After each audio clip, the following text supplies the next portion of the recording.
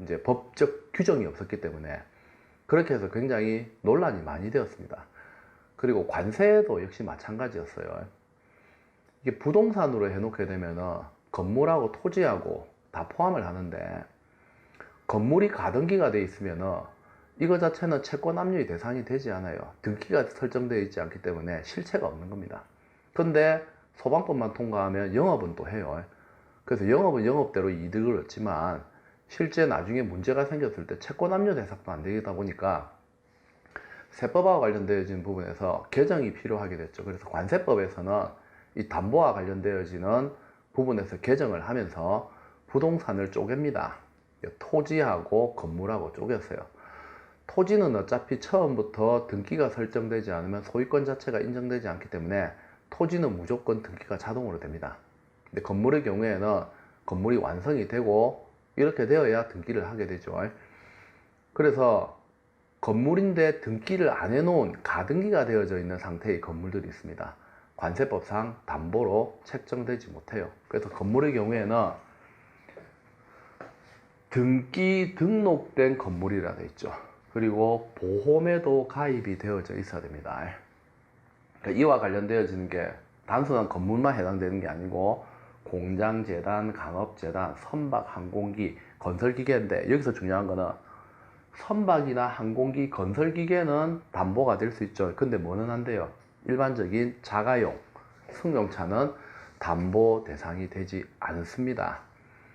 근데 나중에 이제 체납처분에서 집행을 할 때 강제 압류를 하는 대상으로는 포함이 되는데, 관세에 관련되어지는 채권 확보 정책으로 법인에 등록되어 있는 자동차들 같은 경우에는 전부 다 담보로 설정이 되지 않아요. 그래서 자동차는, 승용차는 담보 대상이 아니다는 거, 이 부분을 잘 기억하셔야 됩니다. 그래서 관세법상 담보 종류를 묻는 게 시험 문제에 나왔는데, 부동산이라는 복이 나와도 틀린 거고, 그냥 건물이라고 나와도 틀려요. 건물은 반드시 보험도 가입되어야 되고 등기 설정도 되어 있어야 됩니다. 그리고 그냥 승용차나 자동차 이렇게 해서 보기로 나왔죠. 역시 이것도 틀렸습니다. 특히 이 부분을 여러분들이 잘 이해를 하셔야 됩니다. 자, 그리고 담보를 제공해야 되는 사유가 여러 가지가 있을 수 있는데, 여러분들이 여기 있는 내용은 이대로 기억을 하셔야 돼요. 그래서 월별 납부를 한다든지, 또는 조약이나 협정에서 관세의 감면을 받는다든지, 나중에 분할 납부라고 있습니다. 관세를 여러 번 나누어서 납부하게 할 수 있는 제도가 있어요. 그게 이제 분할 납부 대상이죠. 그리고 천재지변 등의 사유로 인해서 납부기한의 연장이 필요한 경우라든지, 지식재산권 보류, 나중에 뒤쪽에 나오면 한참 뒤쪽에 나오거든요.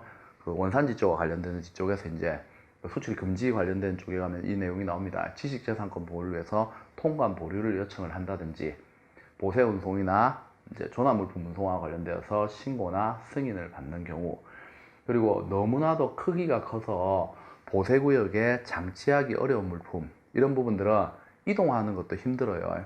그래서 보세구역이 아닌 장소에 물품을 장치할 수가 있습니다. 이걸 이제 타소장치라 불러요. 보세구역이 아닌 장소에 장치한 데서 타소장치라고 부릅니다. 그래서 타소장치 허가를 받은 물품, 이런 대상들이 전부 담보 제공사입니다. 담보 제공사용들은 여러분들이 내용을 보기 한 개 한 개 정확하게 잘 기억을 하셔야 됩니다. 자, 그리고 물품을 수입 신고할 때는 수입 신고서라는 서류, 가격 신고서라는 서류, 납세 신고서라는 서류, 세 가지를 작성을 하여야 한다라는 것은 앞에서 이미 알고 있었죠. 자, 그런데 어떤 물품들은 물품 계약을 체결할 때부터 물품의 가격이 확정되지 않는 상태에서 물품에 대한 계약이 체결되어지는 경우가 있을 수 있습니다.